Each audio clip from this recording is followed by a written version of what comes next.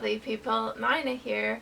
So this week I decided that I would go through my August to be read list.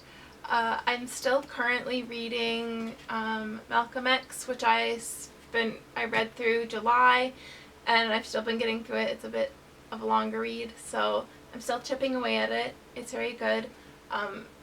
It's like it's a heavier read, so it's taking me longer to get through. But I do really like it so far. And I'm also reading The Overstory, which is a longer read as well, but I also really like this so far.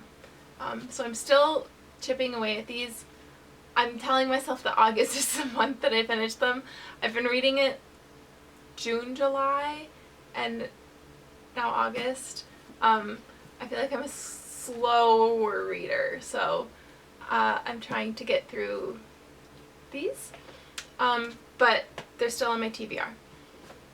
I try my best not to, like, DNF a book. Like, these two I really like, so I'm gonna finish them. But, like, I try to finish, like, all my books if I can. I just take a while to do so. So, I'm still reading these two. And then to add to my TBR list, I have Ashley Poston's The Someday Garden, which I'm also currently reading. I've got 3 books going at once, which is kind of insane, but Ashley Poston writes books that have some type of, like, magical element to them. And this one is, I read The 7-Year Slip, which is about magic apartment that goes back in time 7 years. I read her one about the girl who falls into, like, a storybook town. I'm blanking on the name of it. And then this one is her newest one, and it's Someday Garden, which is about a girl who is brought back to this manor for a summer to, like, help upkeep it and help bring it back to its, like, the gardens back to their pristine shape. But she stumbles across a magical door which leads her to a different garden and a man that's trapped inside this, like, magic garden, and how that, like, unfolds. Yeah, this is really good so far. I love Ashley Poston's writing, so I really like this so far. And then the last one that I swear I've had this on my TBR, and, like, every summer I'm like, okay, I'm gonna read this, I'm coming back around, I'm gonna read this, is Frederick Bachman's My Friends.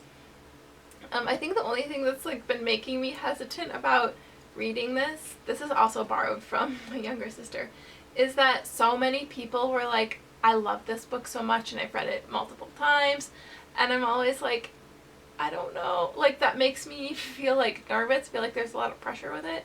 But I do want to read it because I've read a few of Frederick Bachman's other books, and so I do want to read it.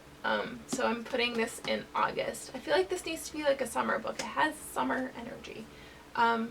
And it's about a photo, and there's a painted group of people in this photo, and it's the friend group and the story behind the painting and all of the unraveling of this friend group. And I've heard really good things about this, so I want to read that. So those are the 4 books that I want to read in August. The Someday Garden, My Friends, The Overstory, and Malcolm X. Again, we'll see how quickly I get through reading. Yeah, I've also been writing a lot as well, and it's just like it's like more of a fun hobby. If someday it were to become, like, a physical book, that would be cool, but it's more of just, like, a hobby and something fun to do.